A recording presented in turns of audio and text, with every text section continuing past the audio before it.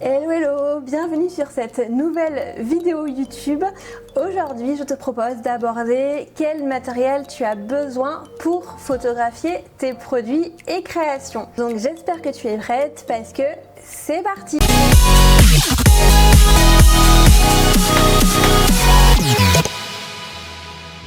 Première chose, on va parler appareil photo. Donc là, c'est vraiment la base pour photographier tes produits et créations. Tu as forcément besoin d'un appareil photo, que ce soit un appareil photo classique ou tout simplement ton smartphone. Là, je sais pas si tu as cette croyance que potentiellement tu ne peux pas faire de belles photos avec ton smartphone. C'est tout à fait faux. Si jamais tu ne souhaites pas investir dans un appareil photo professionnel ou que tu ne souhaites pas apprendre à en maîtriser les réglages, je te conseille plutôt de te contenter de ton smartphone parce qu'un appareil photo réflexe de bonne qualité va t'obliger à sortir du mode automatique et pour avoir des belles photos c'est complètement obligatoire. Donc si tu ne souhaites pas faire ce travail-là, le smartphone c'est vraiment la meilleure solution. Cela dit, tu peux aussi, si c'est une question de budget mais que tu as quand même envie d'apprendre à gérer quelques réglages, tu peux aussi sortir du mode automatique avec ton smartphone et faire de très belles photos grâce aux différents réglages qui sont proposés par les smartphones de l'époque. Donc oui, tu peux faire des photos de très bonne qualité avec ton smartphone, tu peux utiliser ces photos pour ta communication, pour tes fiches produits, pour ton Instagram. Par contre, ça dépend évidemment de l'âge de ton téléphone. C'est évident que si tu as un smartphone qui a 5-6 ans, qui est assez vieillissant et qui a une mauvaise qualité photo, tu n'iras pas loin. Donc si c'est pas le cas et que tu souhaites vraiment faire tes photos avec ton smartphone, je t'invite à quand même investir dans un smartphone un minimum récent et pas forcément haut de gamme non plus, pas besoin de dépenser un SMIC dans l'achat de ton smartphone, mais à minima un appareil moyen de gamme qui fait de belles photos.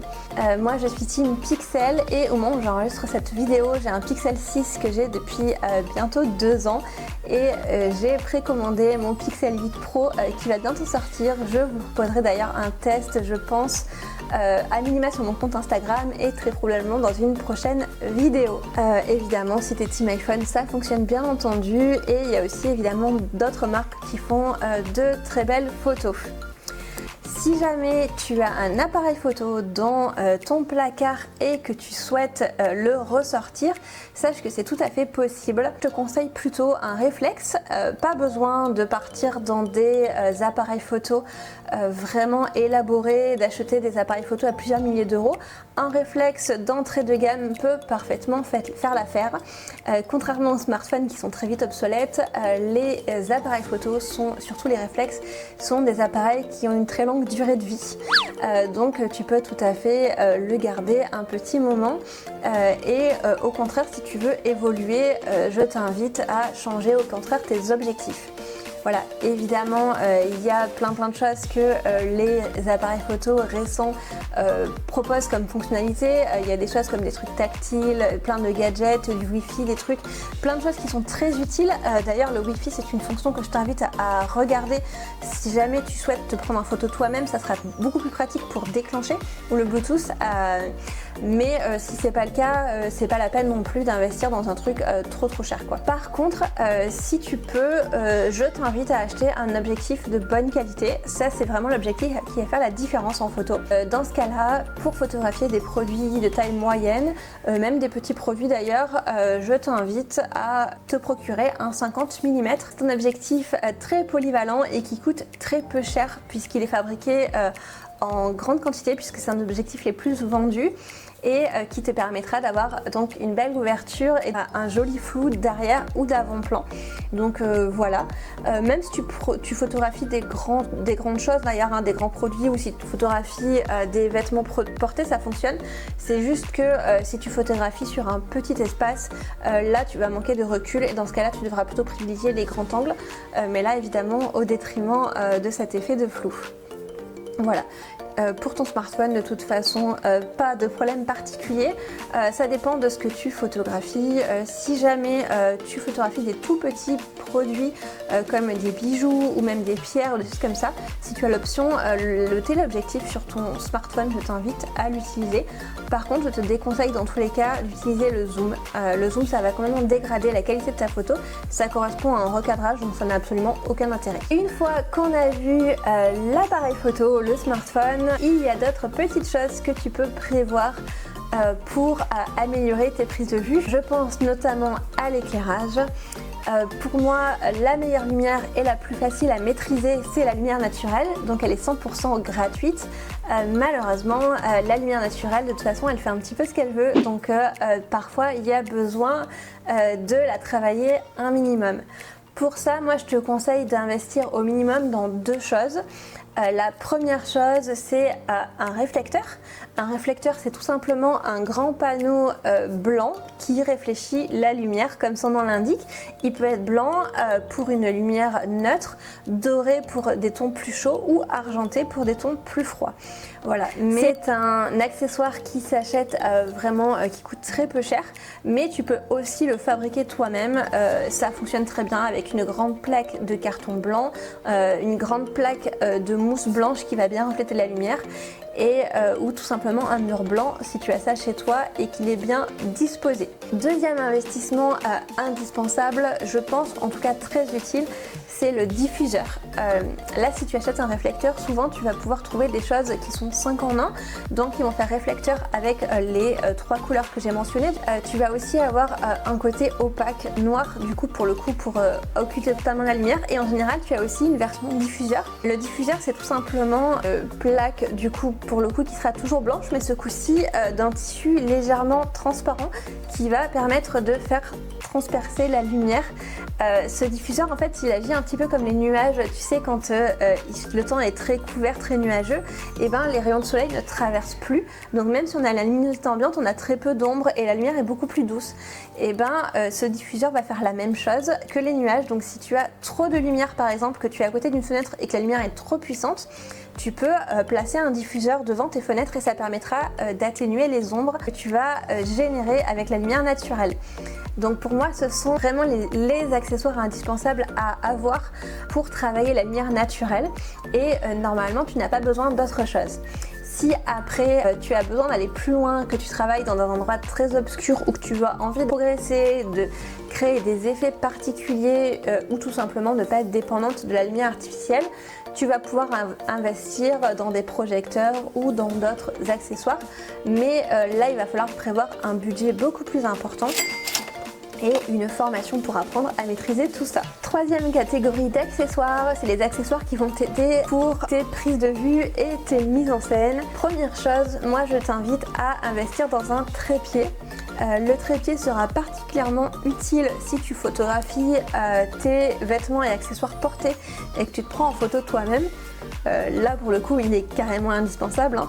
Et sinon, il sera également très utile pour photographier des mises en scène immobiles en cas de basse lumière. Ça va te permettre d'avoir un temps d'exposition plus long et ça permettra donc de faire rentrer plus de lumière dans ton capteur et d'avoir des photos plus lumineuses malgré une plus faible luminosité ambiante.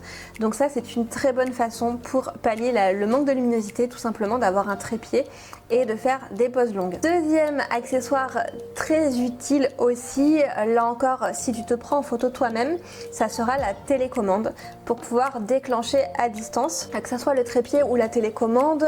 Ces deux accessoires sont complètement disponibles sur appareil photo et sur smartphone et certains de ces accessoires sont même hybrides et ils peuvent servir pour l'un ou pour l'autre.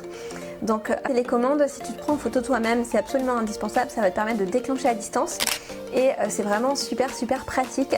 Moi à titre personnel, j'utilise même mon téléphone qui me permet de déclencher à distance grâce à la fonction Wi-Fi de mon appareil photo et ça me permet d'avoir un aperçu sur l'écran de mon téléphone de ce que je vais prendre en photo, donc c'est hyper pratique. Donc si tu as cette fonctionnalité, n'hésite pas à l'utiliser. Maintenant qu'on a vu les matériels accessoires vraiment utiles, je te conseille aussi aussi des petites choses au niveau des fonds et accessoires photo. Donc que ce soit pour les fonds ou les accessoires, moi je pense que tu sais, je te conseille souvent dans la mesure du possible d'essayer de photographier ton produit en situation. Donc admettons tu fabriques des bougies ou des éléments de décoration, pourquoi pas les photographier dans un salon, des produits alimentaires, les photographier dans une cuisine, des produits de toilette dans une salle de bain, etc., etc. Je pense que tu as compris le principe, mais ce n'est pas toujours possible. Dans ce cas-là, je te conseille quand même de créer des mini mises en scène qui racontent le plus possible l'histoire de ton produit. Donc pour ça, je te recommande pas forcément le fond blanc, sauf s'il correspond vraiment à l'univers de ta marque. Pour ça, tu peux trouver des fonds photos et des accessoires dans les magasins spécialisés. Il y a des boutiques en ligne en fait qui te permettent d'acheter tes fonds et tes accessoires photos. Ce sont des boutiques qui sont parfois un petit peu coûteuses, surtout en termes d'accessoires. Par contre, pour les fonds, je trouve que là c'est un investissement qui vaut vraiment la peine, puisque tu vas te retrouver avec des fonds en vinyle qui vont imiter le bois, le carrelage, le marbre, le métal, enfin tu vas avoir plein de textures, plein de fonds, plein de variétés, plein de couleurs pour un budget quand même assez raisonnable, et ça va te permettre de créer des ambiances hyper pratiques, en plus avec des fonds qui se roulent, qui se rangent dans un placard, des fonds vinyles que tu peux nettoyer si jamais tu renverses un truc dessus, puisque tu peux passer un coup d'éponge et c'est propre. Donc ça c'est vraiment quelque chose que je te conseille si jamais tu veux investir. Pour moi c'est vraiment très pratique. Sinon tu peux aussi utiliser de la récup ou utiliser ce que tu as chez toi. Ça peut être ton parquet si tu as un très beau parquet, ça peut être ta table, ton bureau si tu as des beaux matériaux, ton plan de travail, ça peut être ton mur aussi si jamais tu as un mur avec une belle déco, je sais pas, du bois, du carrelage, enfin des jolies choses, tu n'hésites pas. Ça peut être des planches de récupération, ça peut être des feuilles de papier colorées que tu achètes en magasin de loisirs créatifs, ça peut être des tissus aussi, enfin vraiment il y a plein de choses qui sont possibles à récupérer. Tu peux aussi fabriquer tes fonds photos toi-même si tu es à l'aise en bricolage. Pour les accessoires c'est pareil, je t'invite aussi à réfléchir par rapport à l'univers de ta marque et à l'utilisation de tes produits, chercher des accessoires qui sont en rapport, et pour ça tu as plein d'options de récupération, comme par exemple des livres dans les boîtes à livres, des vêtements que tu as dans tes placards, de la déco, de la vaisselle que tu peux avoir chez toi qui traîne ou chez tes proches, donc ils n'ont plus d'utilité. Ça peut être des fleurs séchées, des vases, des bougies. Il y a plein de choses que tu peux récupérer chez toi ou dans la nature, comme les coquillages par exemple ou les pommes de pin. Donc voilà, je te laisse voir en fonction de la saison aussi, et n'hésite pas à te constituer un petit stock de certaines choses que tu vas réutiliser au fil des années, au fil des saisons, pour les garder et les réutiliser. Voilà. Tu peux aussi aller acheter dans les magasins de décoration, les magasins de loisirs créatifs, les magasins de bricots, il y a plein de choses. Il y a également plein de choses aussi dans les brocantes, pourquoi pas chez Emmaüs, sur Vinted. Enfin, il y a vraiment plein d'options pour trouver des choses pas chères et pour récupérer des choses aussi de seconde main que tu n'es pas obligé d'acheter neuf. Donc j'espère vraiment que ces conseils t'ont aidé à y voir plus clair en termes de matériel pour tes photos de produits. Si jamais tu veux aller plus loin, je t'invite à télécharger ma base de données. J'ai créé une base de données qui recense toutes mes recommandations en termes de matériel, d'éclairage, d'accessoires et de fonds photos. Donc là vraiment cette base elle est hyper complète et tu vas pouvoir trouver plein d'idées en fonction des matériaux, des fonds, des accessoires que tu recherches, des saisons et aussi de ce dont tu as besoin pour faire tes photos. Donc je t'invite à la télécharger, cette base de données, elle est complètement gratuite et tu vas retrouver le lien dans la description de cette vidéo. Voilà, j'espère que cette vidéo t'a plu. Je t'invite à t'abonner pour de nouveaux conseils photos et on se retrouve dans 15 jours pour une nouvelle vidéo.